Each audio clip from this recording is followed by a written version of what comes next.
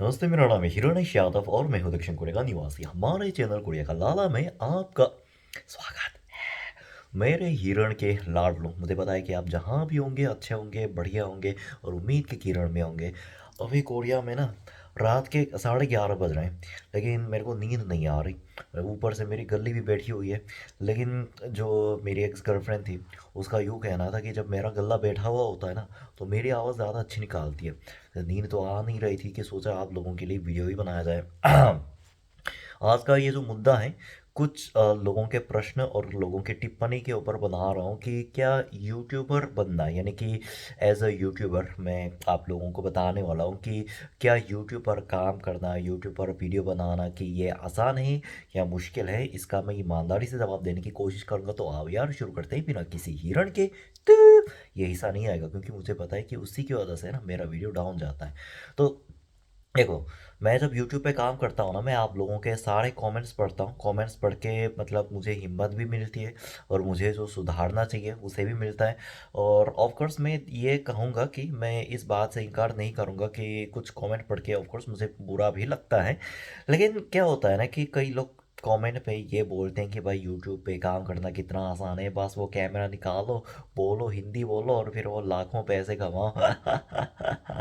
भाई क्या बोलते हैं ना कि सही में मैं भी चाहता हूँ, यानी कि मेरी खुद की यूँ इच्छा है कि काश यार मैं इतना यूट्यूब पे काम करना सही में इतना आसान होता।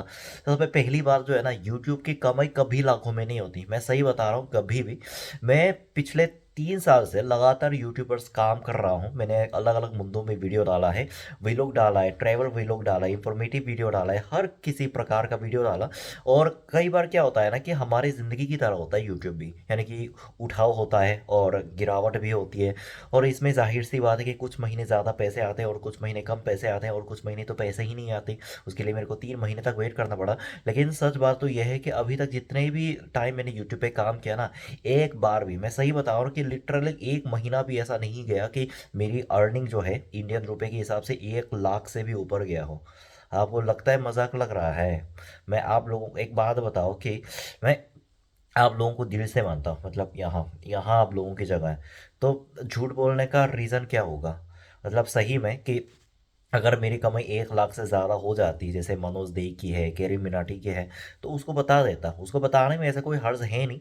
लेकिन मैं सही बता रहा हूँ कि जब से यूट्यूब पे मैंने काम शुरू किया है ना, 3 साल तक 1 महीना भी ऐसा नहीं किया कि मेरी अर्निंग 1 लाख रुपए से ज़्यादा गया हो। हाँ, और उसके बाद कि यूट्यूबर बनना क्या बहुत ही ज़्यादा आसान है कि मैं बस ऐसे ही कैमरा खोल कर कुछ भी वो मुद्दे पर बात कर लेता हूँ। और मैं सही बता रहा हूँ कि ये जो होता है ना कि कई लोगों को ऐसा लग सकता है कि यूट्यूबर बनना, अब मेरे वीडियो को देखकर ऐसा लग सकता है कि बहुत ही ज़्यादा आसान है, क्योंकि आप लोगों को तो पता ही है कि मेरा वीडियो बहुत ज़्यादा सिंपल रहता है।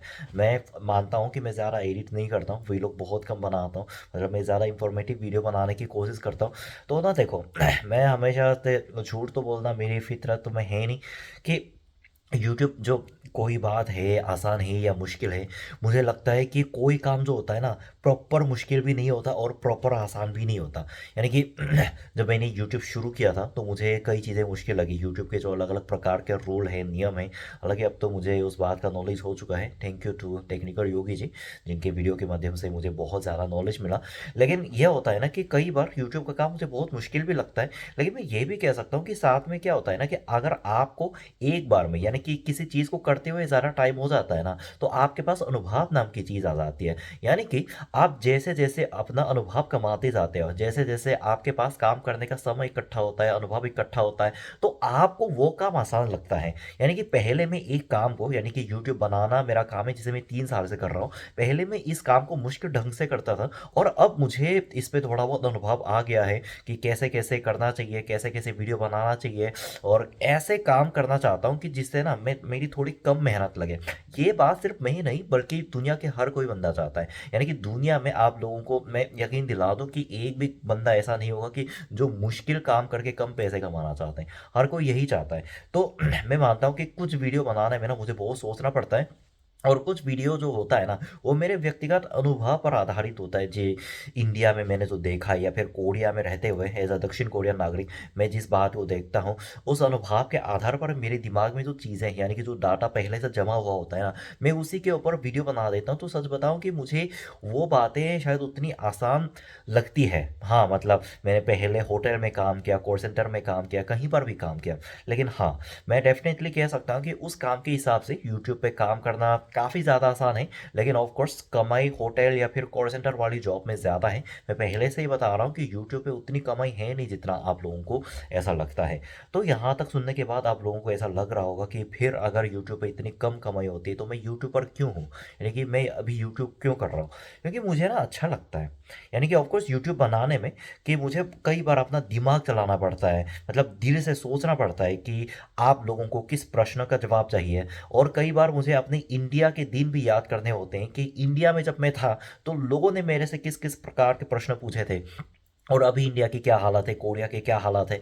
यानी कि मैं तो दक्षिण कोरिया में रहता हूँ, तो कोरिया की खबर का अपडेट मुझे रहता है।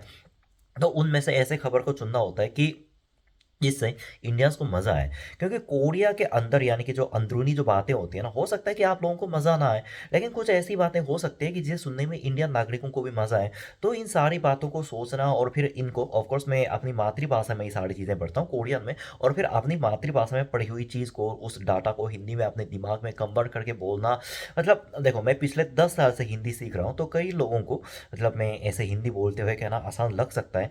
लेकिन मैं एक बात बता दूँ कि किसी भी विदेशी भाषा में ना, बिना किसी डायलॉग के अपने दिमाग में ही उसी टाइम सोचकर, उसी टाइम बिना किसी गलती के लोगों के सामने, कैमरा के सामने देखकर बोलने में ना, सही में बता रहा हूँ कि इतना आसान है नहीं जितना कई लोगों को लगता है। मैंने आज तक यूट्यूब वीडियो बनाते बनाते, हालांकि मैंने बहुत सारे वीडियो बनाए, एक वीडियो के लिए मैंने स्क्रिप्ट लिखा था, और वो ये है कि दक्षिण कोरिया और उत्तर कोरिया, इन दोनों देशों का विभाजन कैसे हुआ। क्योंकि ये थोड़ा विशेष के वाले टॉपिक बन गया और इसमें मुझे काफ़ी रिसर्च भी करना पड़ा। उसी एक वीडियो के लिए मैंने पहले से बहुत ज़्यादा रिसर्च किया था, और उसी को मैंने स्क्रिप्ट में हिंदी में लिखा था, और उस स्क्रिप्ट को मैंने याद किया और फिर उसी को पढ़ा। हाँ, वैसे वो काम भी आसान नहीं था, लेकिन ऐसा लगता है ना कि कई लोग ये कहते हुए आ जाएंगे कि अगर आप किसी चीज़ को बहुत आसानी से कर रहे हो तो लोगों को भी वो काम आसान लगने लगता है। लेकिन जैसे कि मैं खुद उसी काम में कार्यरत हूँ, यानी कि मैं खुद एक यूट्यूबर हूँ। एक यूट्यूबर होने के नाते मैं आपको ना एक बात ये दावे के साथ कह सकता हूँ कि अगर आपको कोई काम, यानी किसी बंदे का काम आसान लगता है, तो उसका मतलब ये नहीं कि वो काम सही में आसान है। तो उसका मतलब ये है कि उस बंदे ने उस काम को करने के लिए वो जो आसानी जो होती है, जो उस बंदे का इस्तेमाल कर रहा है, उसी को हासिल करने के लिए उस बंदे ने ना जाने कितने महीने, कितने साल तक मेहनत की होगी। और हाँ, यही होता है। लेकिन मुझे ना यूट्यूब पे काम करना अच्छा लगता है, इससे थोड़ा मेरा दिमाग भी चलता है, और फिर आप लोगों से बात करने में मुझे खुशी होती है कि मेरी पास जो जानकारी है, यानी कि मेरा जो अनुभव है, वो किसी ना किसी के तो काम आ रहे हैं। कई लोगों को मेरा वीडियो फालतू लग सकता है क्योंकि मैं अपने वीडियो में कोई ज़्यादा एफर्ट नहीं लगाता हूँ। लेकिन कई लोगों को, मुझे यकीन है कि कई लोगों ने मेरे को मेल लिख के ये भी कहा है कि आपके वीडियो के माध्यम से मुझे कोरिया आने के प्लान के बारे में पता चला, बजट के बारे में पता चला, और कोरिया में कौन कौन सी घूमने लायक जगह है और किस किस बात से सावधान रहना चाहिए, इस बात का पता चला। यानी कि हो सकता है कि हज़ारों में से कम ही लोगों को वो जानकारी अपने काम आई, लेकिन फिर भी हज़ारों में से अगर 10 लोगों के काम भी मेरी वो जानकारी आए ना, तो मुझे बहुत अच्छा लगता है। यानी कि यही वजह है कि जो मेरे को यूट्यूब पर टिका के रखता है। यानी कि आप लोग चाहते हो ना कि मैं यूट्यूबर कंटिन्यूसली काम करूँ, हाँ, मेरा मन भी यही चाहता है।